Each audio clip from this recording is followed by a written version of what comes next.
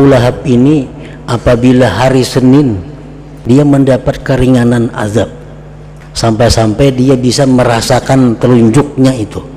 Nah, kenapa Abu Lahab hari Senin itu dapat keringanan daripada Allah? Karena Abu Lahab ini pernah gembira hatinya mendengar kabar kelahiran junjungan kita sallallahu alaihi wasallam. Bismillahirrahmanirrahim.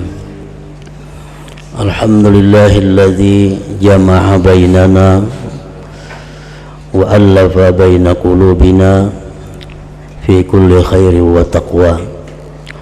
Asyhadu an la ilaha illallah wahdahu la syarika lahu jalla wa ala, wa asyhadu anna sayyidana Muhammadan abduhu wa rasuluhul mujtaba. Allahumma salli wa sallim wa barik ala sayyidina Muhammadin Abi Zahra wa ala alihi wa ashabihi wa dhurriyyatihi wa man ihtada, amma ba'd. Yang kita hormati dan kita cintai para habaib dan para alim ulama, para muhibbin, hadirin hadirat rahimakumullah. Puji syukur selalu kita haturkan kehadirat Allah subhanahu wa ta'ala yang telah memberikan kita kekuatan, taufik dan hidayah sehingga kita pada malam ini dapat kembali berkumpul bersama-sama. Salawat dan salam kita haturkan juga kepada junjungan kita Nabi besar Muhammad sallallahu alaihi wasallam dan kepada seluruh keluarga, para sahabat, zuriat dan pengikut beliau. Para muhibbin rahimakumullah, yang ke-111 daripada surah Al-Quran, yaitu suratul Masad, surat yang bernama Al-Masad, atau surat yang dinamai dengan Abi Lahab.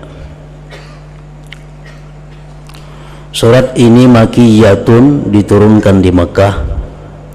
Wa ayatuha, dan ayat-ayatnya khamsun, ada 5 ayat.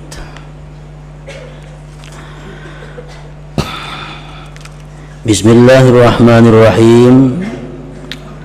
Tabbat yada Abi Lahabi wa tab. Artinya, binasalah kedua tangan Abi Lahab dan binasalah dia.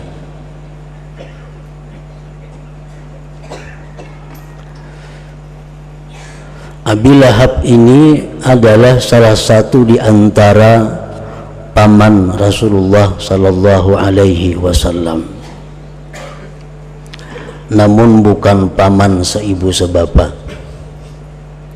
karena ayahanda dari Rasulullah sallallahu alaihi wasallam yang bernama Abdullah itu seibu sebapak dengan Abu Talib dan Az-Zubair.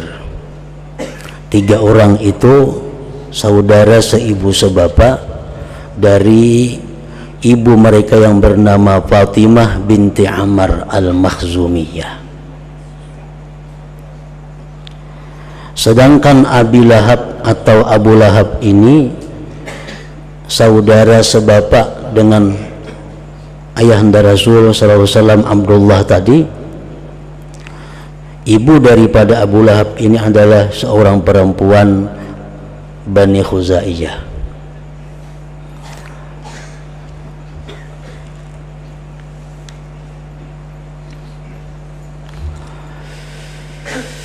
Surat Abi Lahab ini atau surat Al-Masad ini adalah menceritakan tentang Abi Lahab tersebut, yang mana Allah subhanahu wa ta'ala menyatakan bahwa Abi Lahab itu adalah binasa. Disebabkan karena Abi Lahab ini tidak beriman kepada Allah dan Rasul, juga Abi Lahab ini sangat menentang, sangat menghalangi apa yang disampaikan atau apa yang diajarkan oleh Rasulullah sallallahu alaihi wasallam. Dan Abi Lahab ini adalah termasuk salah seorang yang pertama yang mengatakan bahwa Nabi Muhammad itu kadzab, seorang pendusta, dan Nabi Muhammad itu sahir, tukang sihir.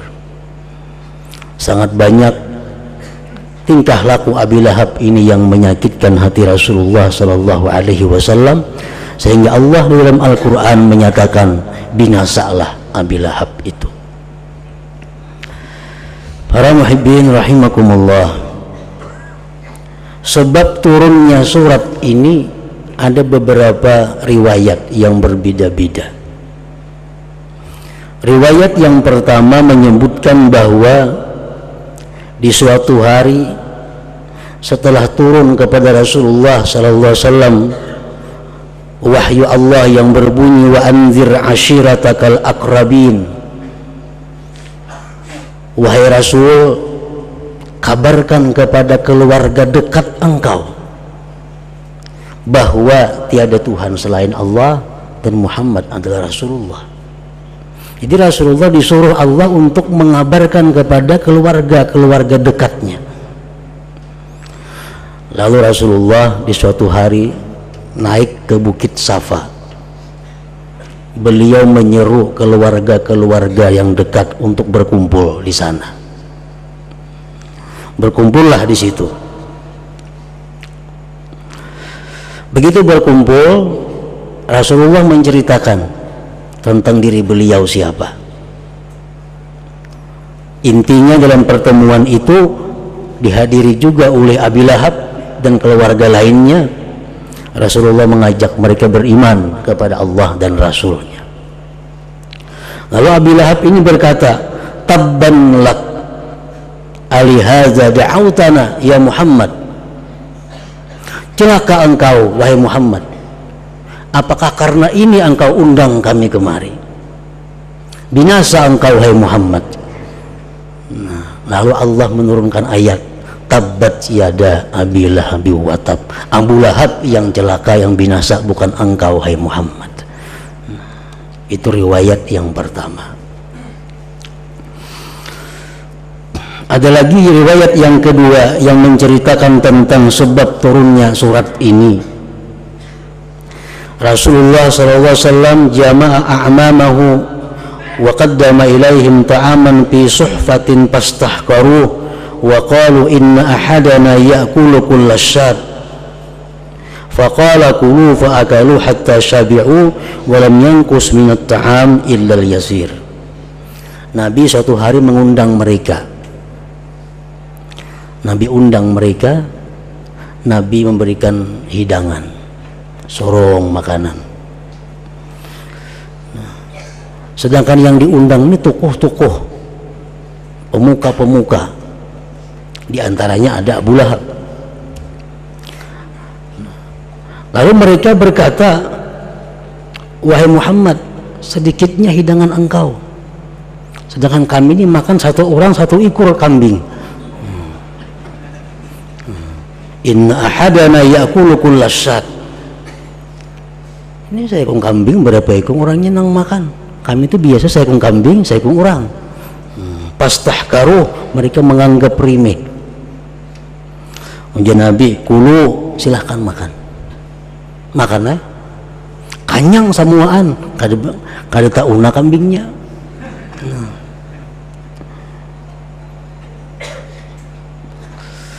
Fa'akalu hatta syabi'u wa lam yankus minat ta'am illa yasir. Mereka makan semuanya dan tidak berkurang dari makanan itu, cuma sedikit berkurang. Ini mukjizat yang ditampakkan oleh Rasulullah sallallahu alaihi wasallam.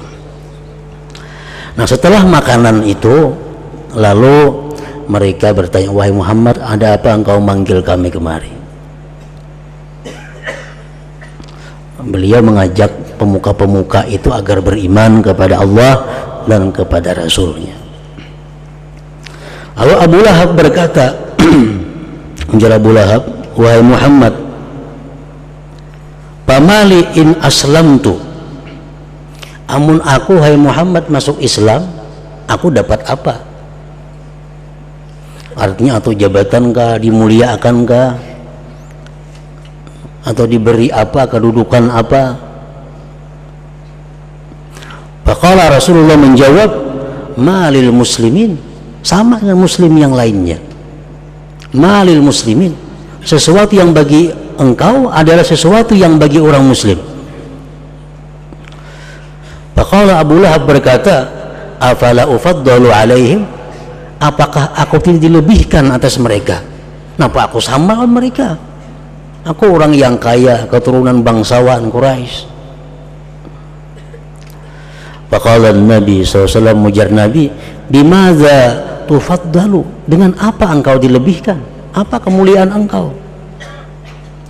Faqala, berkata Abu Lahab, tabban li hadzal din yastawi fihi ana wa ghairi, binasa, hancur ini agama Muhammad, yang sama dalam agama Muhammad itu aku dan selain aku. Wah, ini agama hancur karena aku dan selainnya sama kedudukannya. Kalau Allah menurunkan ayat tabbat yada abi lahabi wa tab, nah, bukan agama yang binasa, tapi Abu Lahab lah yang binasa itu. Nah, para muhibbin rahimakumullah, riwayat yang ketiga tentang sebab turunnya surat ini, Rasulullah SAW mendatangi khusus ke tempat Abu Lahab. Lalu Rasulullah datang ke tempat Abu Lahab, seakan-akan Rasulullah sangat berhajat kepada Abu Lahab itu, lalu mengajak Abu Lahab untuk berislam, beriman kepada Allah dan Rasul. Rasulullah berkata, in kana yamna'uka al-'ar fa'ajibni bihadzal waqti waskut. Jika engkau wahai paman merasa malu beriman, maka berimanlah engkau dan diam engkau. Artinya penting pian beriman, biar jadi luar orang kada tahu pada pian beriman. Faqala Abu Lahab berkata, la uminu bika hatta yu'mina bika hadzal jadi. Aku tidak beriman kepada engkau wahai Muhammad kecuali beriman ini anak kambingku. Di situ ada anak kambing. Bila anak kambing ini beriman, ya aku beriman juga aja pula. Faqala alaihi salatu wassalam lil jadi, Nabi kita berkata kepada anak kambing tadi, uji Nabi kita, hai anak kambing, man ana, aku ini siapa? Anak kambing menjawab, anta Rasulullah, engkau adalah utusan Allah.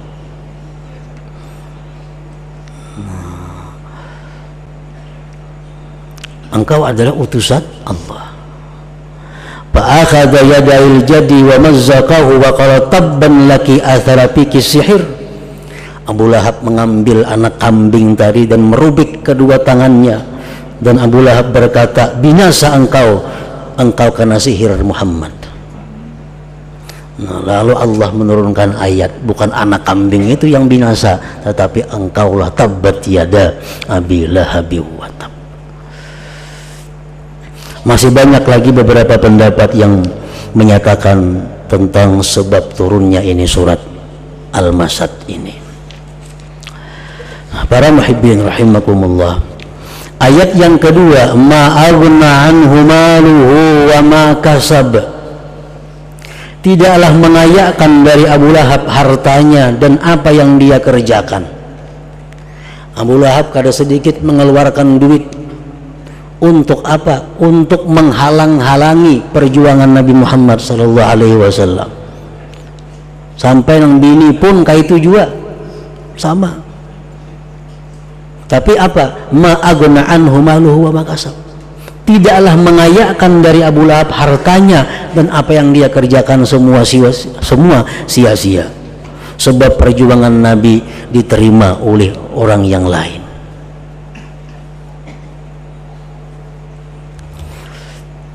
Sayasla naran dzata lahab, Abu Lahab selagi akan masuk neraka yang bernyala-nyala.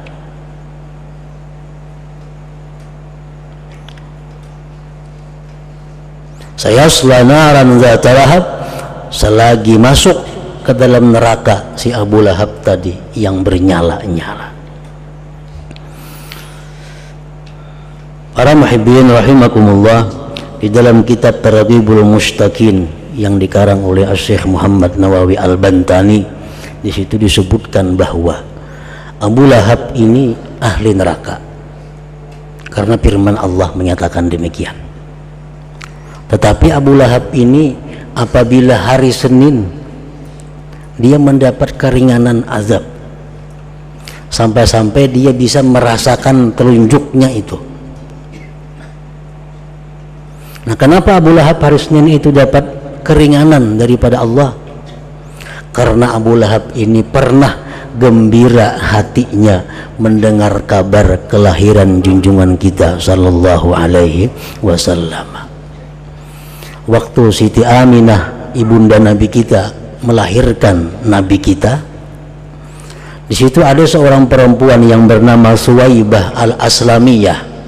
Suwaibah ini budaknya Abu Lahab. Berlari Suwaibah mencari Abu Lahab dan mengabarkan kepada Abu Lahab bahwa itu lahir kemanakan engkau. Aminah melahirkan putranya. Abu Lahab gembira karena kedatangan anak kemanakan hanyar nih. Dan saking gembiranya Abu Lahab, lalu si Suwaibah al-Aslamiyah tadi dimerdekakan oleh Abu Lahab. Engkau sekarang bebas daripada hamba sahaya. Nah, karena sekali itu pernah Abu Lahab gembira, maka setiap hari Senin dia mendapat keringanan azab dari Allah Subhanahu wa taala. Itu disebutkan dalam kitab Targhibul Mushtaqin.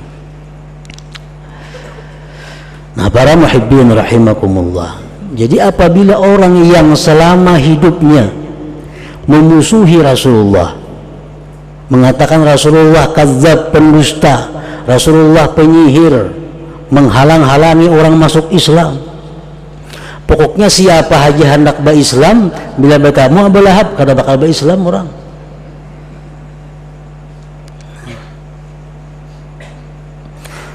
Nah, tetapi karena Abu Lahab ini pernah sekali gembira dengan kelahiran Nabi, dapat keringanan azab.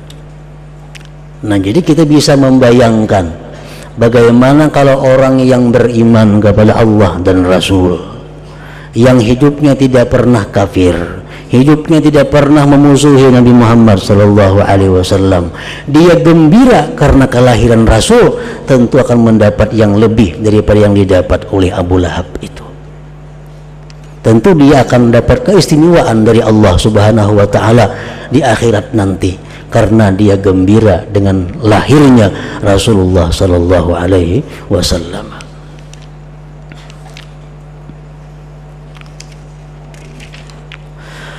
Wa imra'atuhu hammalatal hatab, dan istrinya Abu Lahab pembawa kayu. Pembawa kayu. Ada banyak pendapat ulama tafsir yang mengatakan, yang menerjemahkan atau menafsirkan tentang membawa kayu ini. Dan istri Abu Lahab pun masuk neraka yang membawa kayu. Pendapat yang pertama, dimaksud dengan pembawa kayu itu adalah menunjukkan bahwa istrinya Abu Lahab itu orang yang sangat kikir. Abu Lahab ini pemuka, tokoh Quraisy, lagi orang sangat kaya. Nang bini menukar kayu mahambin seorang. Kan kikir benar kalau tuh. Nukar kayu membawa seorang. Jadi di sini Allah menghinakan istrinya Abu Lahab ini. Wa imra'atuhu hammalatal hatab. Yang kedua, pendapat ada yang mengatakan bahwa tafsir daripada pembawa kayu itu adalah penebar fitnah, penebar kebohongan, pengadu domba. Ini istrinya Abu Lahab kemana-mana membawa berita bahwa Muhammad majnun, Muhammad gila, Muhammad tukang sihir, Muhammad kadzab. Orang yang dulunya hormat kepada Muhammad, gara-gara ini istri Abu Lahab menjadi benci kepada Nabi Muhammad karena diadu dombanya. Itu yang dimaksud dengan hammalatal hatab. Ada lagi pendapat yang ketiga yang mengatakan bahwa dimaksud dengan hammalatul hatab itu adalah bahwa istrinya Abu Lahab ini setiap malam membawa kayu yang berduri yang dia letakkan di mana jalan Rasulullah SAW lewat menuju Masjidil Haram. Jadi macam-macam pendapat para ahli tafsir tentang wa mar'atuhu hammalatal hatab fi jidiha hablum mim masad, yang di lehernya ada tali atau kalung yang terbuat dari ayaman sabut.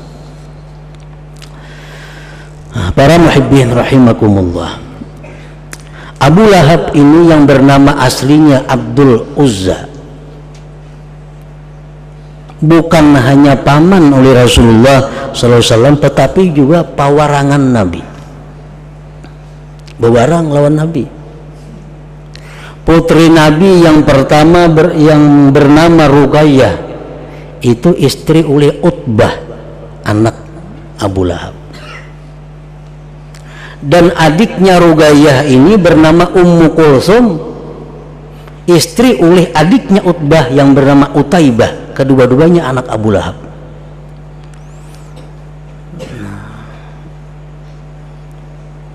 Begitu turun ayat ini, surat ini yang menunjukkan kehinaan Abu Lahab dan istrinya, Abu Lahab memanggil kedua putranya ini dan menyatakan, bila ikam kadang mencerai anak-anak Muhammad itu, ikam kadang kuakui anak lagi ya Abu Lahab. Ra'si min ra'sikuma haram. Lalu kedua putra Abu Lahab ini menceraikan putri-putri Nabi Sallallahu Alaihi Wasallam yang bernama Ruqayyah dan Ummu Kulthum tadi. Nah, setelah itu dikawinkan oleh Nabi kita Ruqayyah kepada Utsman bin Affan radhiyallahu anhu.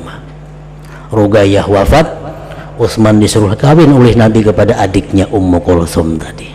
Makanya Utsman disebut Dzunnurain, orang yang punya dua cahaya, karena dua istrinya adalah putri-putri Rasulullah Sallallahu Alaihi Wasallam. Nah, para muhibbin rahimakumullah, demikianlah sunnatullah, bahwa rasul-rasul itu mempunyai penghalang dari orang dekat mereka sendiri di dalam menyebarkan dakwah Islam. Ini sebagai cobaan bagi mereka dan menunjukkan bahwa hidayah Allah itu sangat mahal harganya. Kita lihat contohnya Nabi Nuh alaihi salam. Nabi Nuh menyebarkan dakwah ditentang oleh anaknya dan salah satu istrinya. Jadi anak Nabi Nuh dan salah satu istri Nabi Nuh tidak beriman kepada Nabi Nuh, bahkan menentang kepada Nabi Nuh. Kita lihat lagi Nabi Ibrahim alaihi salam. Nabi Ibrahim siapa yang menentang? Orang tuanya sendiri, Azar, abahnya sendiri yang menentang perjuangan atau dakwah Nabi Ibrahim alaihi salam. Nabi Musa kita lihat, orang yang selama ini membesarkan Nabi Musa sejak kecil, memelihara Nabi Musa, Fir'aun, ini yang membesarkan Nabi Musa. Begitu Nabi Musa dakwah mengajarkan Islam, iman, Fir'aunlah yang menentang apa yang diajarkan oleh Nabi Musa alaihissalam.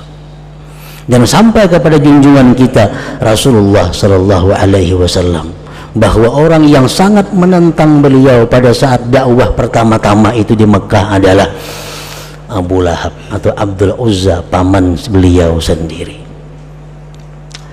Nah, para muhibbin rahimakumullah, jadi ini pelajaran bagi dai-dai ilallah, bagi para pendakwah-pendakwah, bagi para ulama-ulama.